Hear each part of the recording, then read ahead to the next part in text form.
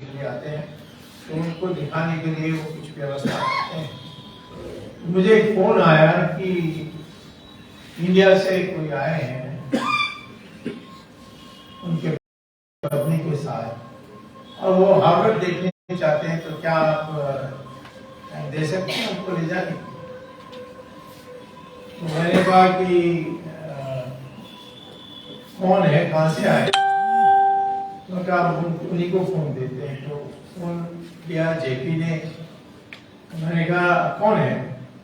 उन्होंने कहा मैं जयप्रकाश नारायण। मैंने कहा वही जेपी जो हमारी स्वतंत्रता आंदोलन में सबसे आगे थे, वही जेपी जो उन्होंने जवाहरलाल नेहरू को कहा कि मैं उनको प्रधानमंत्री बनने के लिए तैयार नहीं हूँ, वही जेपी जो सब छोड़ करके चले गए सर्वोदय का काम करने के लिए, वही है। वो अत्यंत खुश हुए। पहली बार किसी ने मुझे याद किया और मैं आपको मिलने भी वैसे चाहता हूँ, मुझे हार्वर्ड देखने। मैं गया वहाँ और उन लोगों की पत्नी को मैं अपनी गाड़ी में उनको लेकर हार्वर्ड दिखाने के बाद मैंने उनसे कहा कि जो कि आप इतनी दूर आए हैं, यहाँ हार्वर्ड यूनिवर्सिटी में ही 100 विद्यार्थी हैं इंडिया से, और जो बगल में यूनिवर्सिटी है बॉस्टन यूनिवर्सिटी, MIT, ये सारे में सब मिला करके 500 से ज्यादा हो। तो एक आम सभा मैं आपके लिए कर रहा हूँ, पढ़ाई में लगे हुए हैं, कोई नहीं आएंगे। मैंने कहा कि जो इंडियन स्टूडेंट्स और प्रोफेसर्स की जो एक संगठन है, इंडियन एसोसिएशन ऑफ हार्वर्ड, उसका मैं अध्यक्ष हूँ, तो इस नाले में व्यवस्था करूँगा। जबरदस्त भीड़ थी, जेपी भी बोल रहे और बहुत सुंदर भाषण दिया उन्होंने, सारी बताई वहाँ गए। और ये सब होने के बाद उन्होंने मुझे कहा कि जब इंडिया हो गया मुझसे मिलना, और यही इसी जगह में उस 69 के टाइम पर मैं वापस आया अमेरिका छोड़कर, और मैं जेपी से मिलने के लिए गया। तो जेपी ने मुझसे कहा कि आप सर्वोदय में शामिल हुए। मैं कहा मैं कुछ सर्वोदय के बारे में जानता नहीं। तो कहा नहीं, थोड़े 1-2 महीने लगा दीजिए और उसमें समझ में आ जाएगी। तो 2 महीने मैं तमिलनाडु में एक जगह में सर्वोदय पे काम की थी। वो ज़्यादा क्या था, जाकर लोगों का जमीन करके मेरे पास कोई जमीन हो, उसको जमीन की व्यवस्था है, ये काम की ज़्यादा उस समय। तो मैंने 2 महीने करने के बाद मैं दिल्ली आया, तो जेपी ने मुझसे पूछा कि क्या आपकी इम्प्रेशन है। तो मैंने कहा देखो, इस देश में राजनीति के बिना कुछ हो नहीं सकती। महात्मा गांधी ने भी इतना समाज में काम किया, परंतु राजनीति भी उसका एक हिस्सा है। तो ये जो सर्वोदय है, इसमें तो कोई राजनीति है ही। किसी के पास चले जाओ, फिर कोई भी कार्यकर्ता हो, तो मुझे नहीं लगता ये जमेगी। मुझसे बहुत नाराज था कि तुम सब अमेरिका में सीख के आए हो, आप तुमसे नहीं मिलेगा। तो 2 साल के लिए मैं जेपी से तो ना कुछ चिट्ठी आई, ना कुछ फोन आई, कुछ आई। और मैंने कहा कि मैंने दुखी कर दिया। तो उस समय मैं अब मशहूर हो गया था, क्योंकि स्वदेशी प्लान बनाई, इंदिरा गांधी ने मेरी आलोचना की, उससे ज़्यादा बहुत ज़्यादा। मैं प्रोफेसर भी था IIT में। तो जेपी ने, मैं ये सब बता रहा हूँ क्योंकि ये सब संदर्भ है हमारे देश में किस तरीके से संगठन को चलाना चाहिए।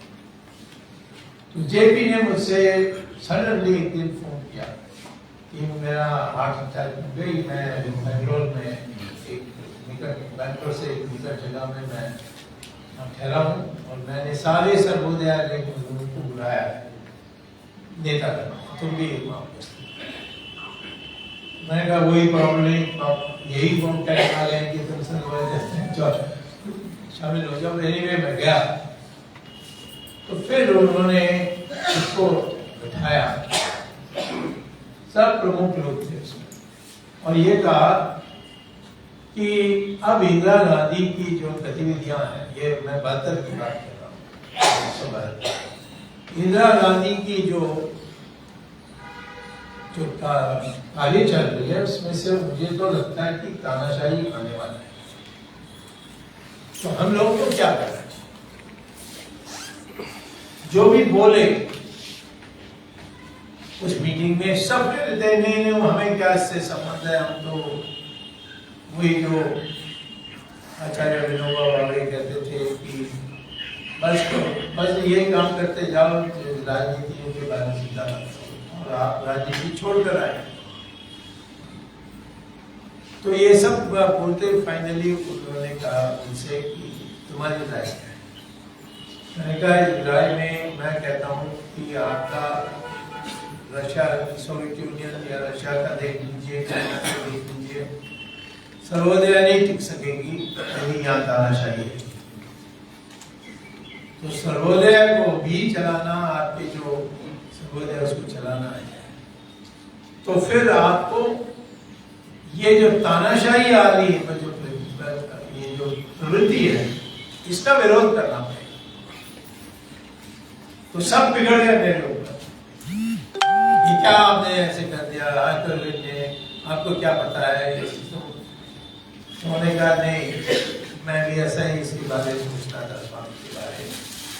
आज मैं कहता हूँ बिल्कुल ठीक हो गया, और मैं आज से शुरू करने वाला हूँ एक आंदोलन।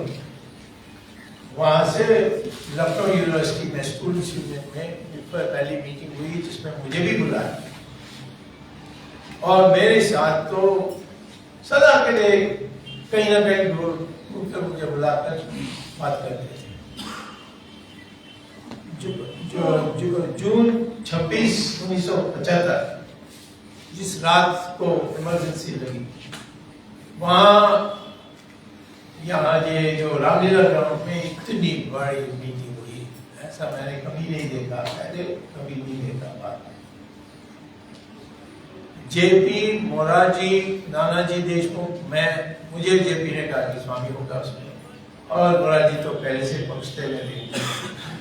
तो यद्यपि हम सबके तुलना में उन दिनों में सबसे छोटा था, वाजपेयी को नहीं बुलाया, ना किसी और नेता को बुलाया, सिर्फ हम 4 थे, पहले रूम में बैठे हुए थे, और जेपी ने उसमें उन्होंने भाषण दिया। उस भाषण के बाद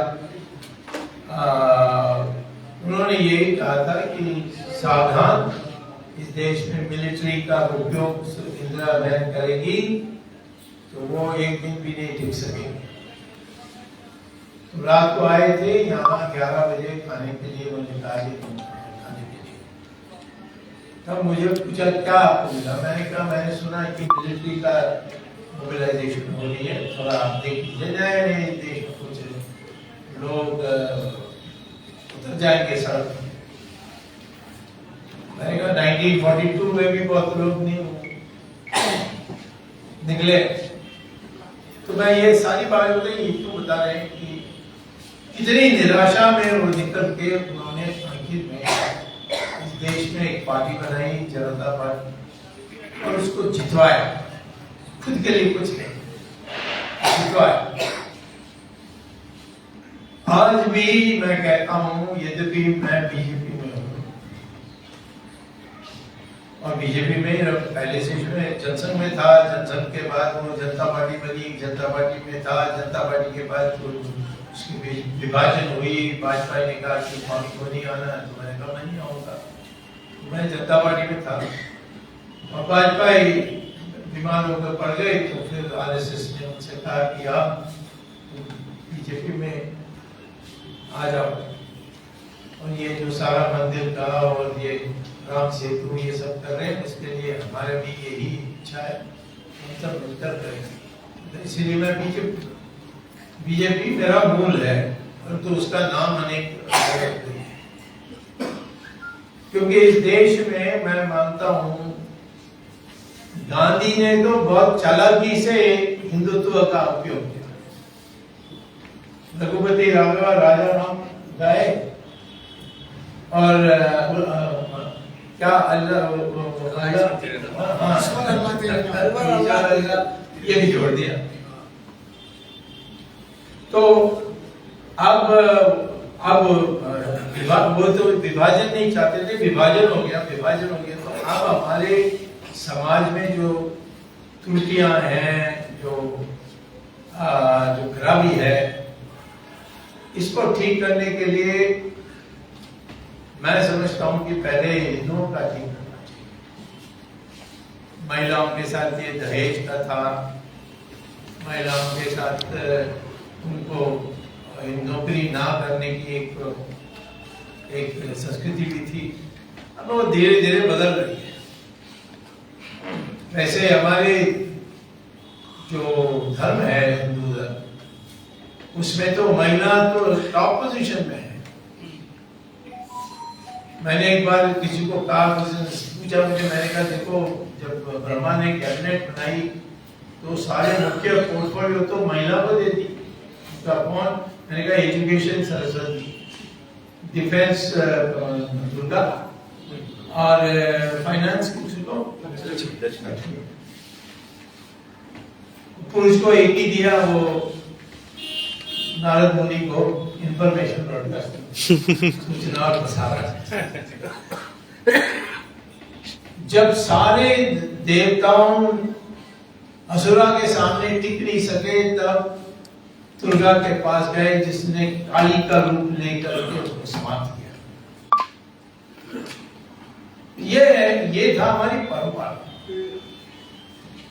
वो मैं नहीं कहता हूं कि वेट लिफ्टिंग में महिला पुरुष के बराबर होना है, वो जरूरी नहीं है। या पेड़ को काटने में महिला उतना ही काबिल हो जितना पुरुष है, ऐसा नहीं मैं नहीं कह रहा। आयाम है, उस आयाम में महिलाओं की जो आयाम है उसको प्रकट करने के लिए ये एक संस्कृति था। दूसरी संस्कृति, कृष्ण भगवान गीता में कहते हैं कि जो वरना है तो गुना के आधार, जन्म से नहीं, स्पष्ट कहते हैं जन्म से नहीं। ब्राह्मण वो है जो ज्ञानी है, त्यागी है और साहसी है, जो शस्त्र उठाता है देश को बचाने के लिए, वो है क्षत्रिय। जो व्यापार करता है वो वैश्य, जो खेत में काम करता है वो शूद्र, और जो यानी शेड्यूल कास्ट कहते हैं वो सब बाद में आने, जाना भी चाहिए। पर ये चार कभी जन्म से नहीं थे, और तो हम सब बटे हुए हैं उसमें। जात तो दूसरी चीज है। जात है तुम्हारे खून के हिसाब से एक ही परिवार में भाई और बहन की शादी नहीं होनी चाहिए, या मिलने में कोई रिश्ते हैं उसमें नहीं होनी चाहिए। उसमें सिर्फ जात जो है, जो आपके खून से या आपके खून से ये पहचान होती है, वो सिर्फ उस सीमित इसके लिए है, वो जन्म से जुड़ा है, परंतु उसका कोई और मतलब नहीं है। तो हम एक हैं, इसका हमें अब चित्र पैदा करनी चाहिए, और उस एकता सबको पता भी होना चाहिए। धीरे धीरे ये जो पुरुष और महिला, इसकी फर्क ये भी खत्म होना चाहिए। जो हमारे आपस में जात का है, ये वर्णा का है, वो भी खत्म होना चाहिए। और धीरे धीरे आपकी कोई भी भाषा हो, तमिल हो, हिंदी हो, जो भी हो, परंतु जो जोड़ने वाली है वो है संस्कृत। और हमारे हर भाषा में संस्कृत के शब्द बड़ी संख्या में, तमिल में भी 40% जो शब्द हैं वो संस्कृत। एक बार जब वो डीएमके का जो कर्नल थे, उन्होंने मुझसे बहस किया, नहीं ये संस्कृत तो विदेश से आया, ये आर्यन सब बकवास अंग्रेजों ने हमारे दिमाग में बैठा दी, तो आर्यन ये वो सब। मैंने कहा संस्कृत शब्द जो है वो तो तमिल में भी है, कहा बिल्कुल नहीं है। मैंने कहा आपका नाम करुणानिधि तो संस्कृत ही है ना, करुणा। और जो चुनाव चिन्ह है, चिन्ह जो है वो संस्कृत है, तमिल में चिन्हम कहते हैं। और वो जो चढ़ती हुई सूरज है वो उनकी चिन्ह है, और वो तमिल में कहते हैं उदयन सूर्यन। ये कहाँ का तमिल है? तो करुणानिधि हमसे बहस करना चाहती है, इसका क्या जवाब दे सकता है? तो मैं ये कहता हूं कि आप जो कर रहे हैं, आप जो अभी तक करते आए हैं, आज जो देश में जो सबसे बड़ी आवश्यकता है वो एकता पैदा करने की, और वो एकता के बिना अन्य जो समस्या है, सबसे बड़ी समस्या तो भ्रष्टाचार है। ये जेपी ने पहले ही कहा, समाज को मारेंगे हमारे देश में केवल भ्रष्टाचार है। बट भ्रष्टाचार को मिटाने के लिए एक नया चरित्र को तैयार करना पड़ेगा बचपन से। मैं सबको तंग करता हूँ, सबका केस डालता हूँ, कोई मेरे ऊपर आज केस नहीं डाल सकती। माने ये ही है कि मेरे पास उनको कुछ मिला नहीं। सरकारों के ऊपर मैंने केस डाले। सोनिया गांधी को तो मैं जेल भेज दूंगा, थोड़ा मोदी के दिल में थोड़ा करना है इसके बारे, तो रुकावट पैदा करते रहता है। तो छोड़ूंगा नहीं, दोनों को जेल भेजूंगा चिदम्बरम के साथ, क्योंकि उन्होंने लूटा है।